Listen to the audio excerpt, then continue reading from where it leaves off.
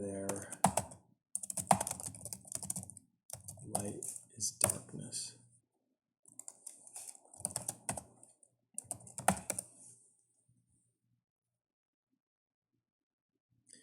Here we are. Isaiah 5, verse 20. Woe unto them that call evil good and good evil, that put darkness for light and light for darkness, that put bitter for sweet and sweet for bitter. Right? I mean, this world is totally turned on its head. What is wicked in the scriptures in this world under the rulership of the Edomites is called good. And so that is their wisdom, and their light, you could say, is actually darkness. It's wickedness, and it's spread throughout the earth. Another scripture that comes to mind is masquerade as angels of light.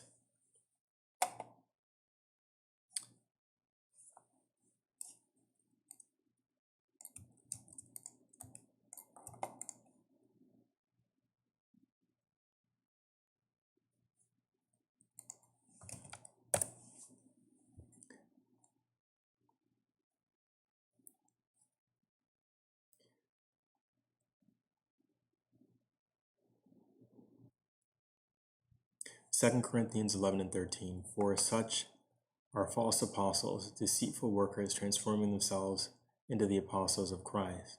So we need to be careful of those who present themselves that they're righteous on one hand, but then what they teach, what they do is going against what is written in the scriptures. But they come under the banner of love and peace. But you know them by the fruits, because the fruits are fruits of wickedness that go against what's in the scriptures. And no marvel, for Satan himself is transformed into an angel of light. Therefore, it is no great thing if his ministers also be transformed as a ministers of righteousness, whose end shall be according to their works. So going back to Isaiah, where we were,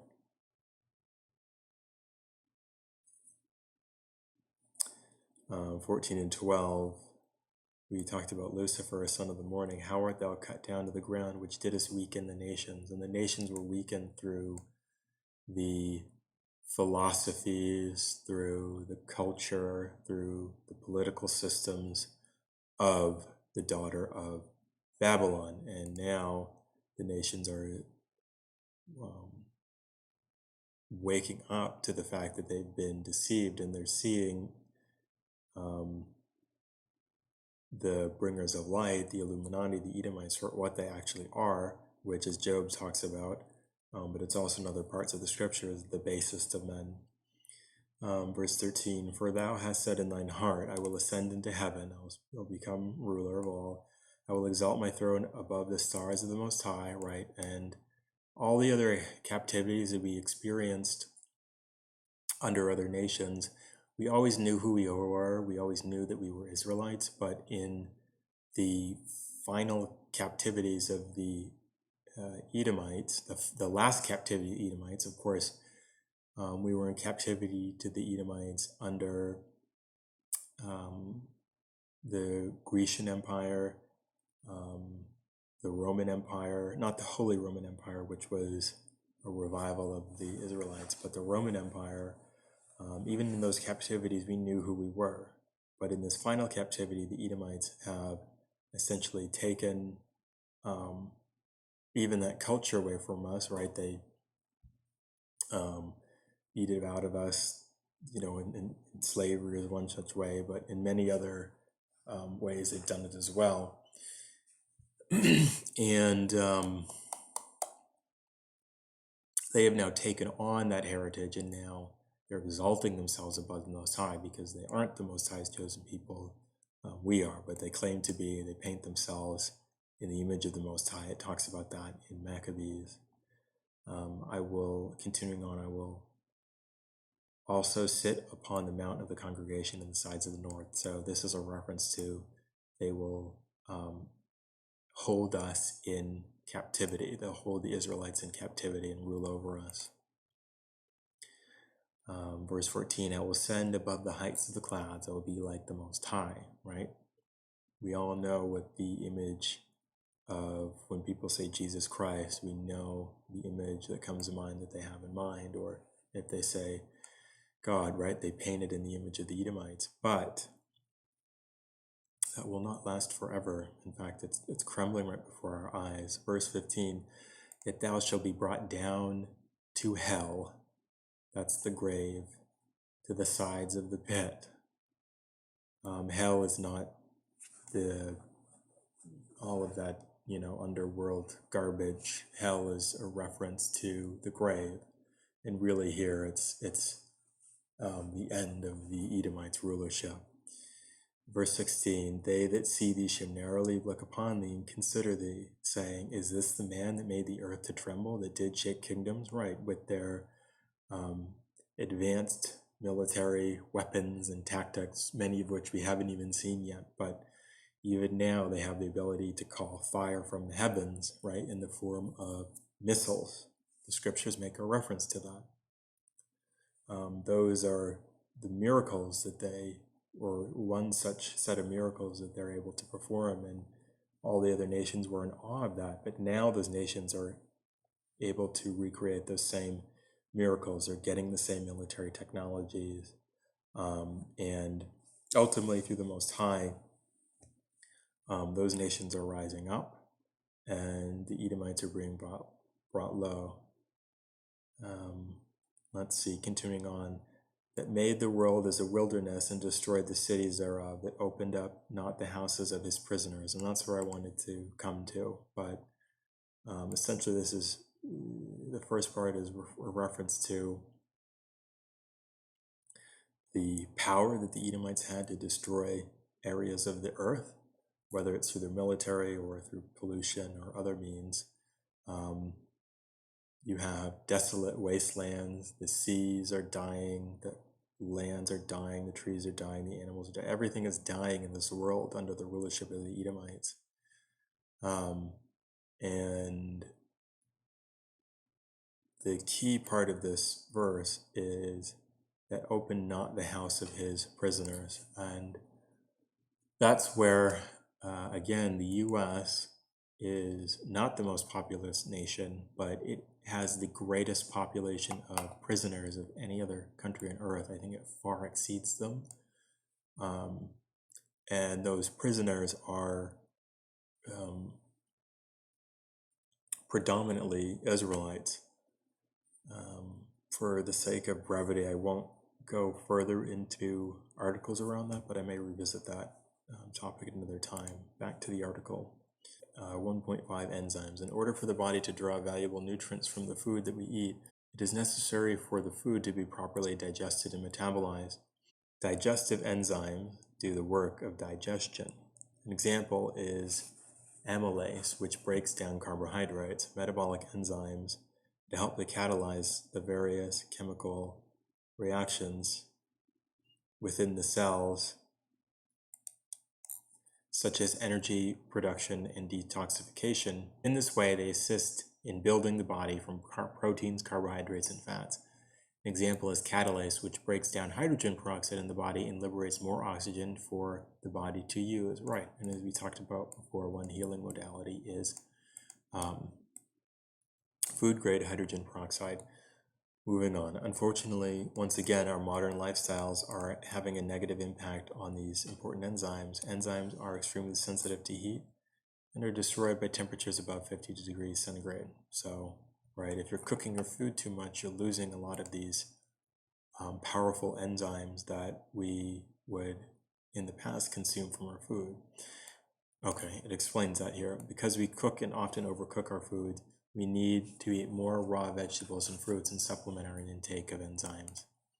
Then it talks about cell food here, 1.6 amino acids.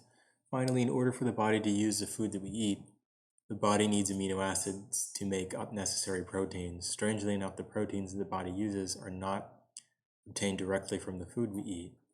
Dietary protein is first broken down into amino acids, which the body then uses to build the specific proteins, hormones, antibodies, and neurotransmitters it needs. So that's important to know.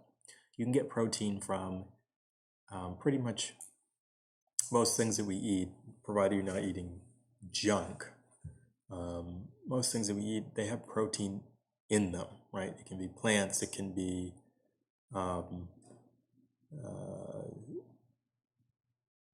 vegetables. You don't need to eat meat to get protein. And your body, whether you're eating meat, whether you're eating plants, whether you're eating beans or nuts, the body is breaking them down and using that to build the proteins it needs. If you simply were eating, your body is not simply just using the animal proteins. It has to deconstruct them first. Otherwise, I believe it would cause some type of immune response, because now you have a foreign tissues in the body that would then seek to destroy. And then it goes on to talk about cell food a bit more. I think in another lesson I will touch upon diet, because it is so simple for us to change. Quickly, I'll touch on the topic and say, initially it will be very difficult to transition away from eating traditionally toxic foods, things like fast food, lots of meat, sweets, wheat, dairy, grain, because over time, not only do you become used to eating it out of habit, but really, I would say the strength of those habits is driven by parasites within your body. And as it turns out, all of the staple foods that we eat in Western society, pizza,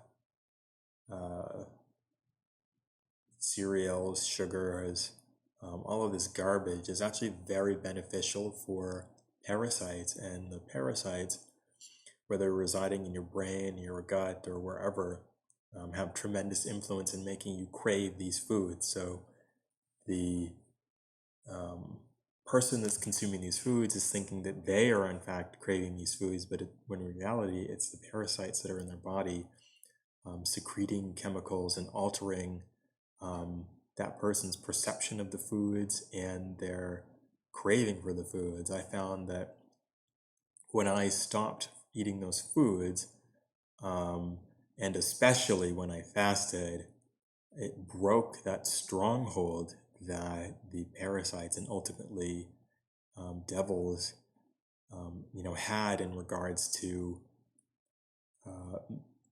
generating cravings for those foods. It's difficult to kind of shake that at first, but when you do it, you will no longer crave those foods. For me, I found the most effective way was doing a 3-day fast. That really knocks out so many of those parasites that cause the cravings, at least in my experience. It doesn't get everything. And even now, years later, I may have a craving for something that pops up, maybe once every 2 or 3 months. But it is so far reduced at this point that it's very simple to disregard that.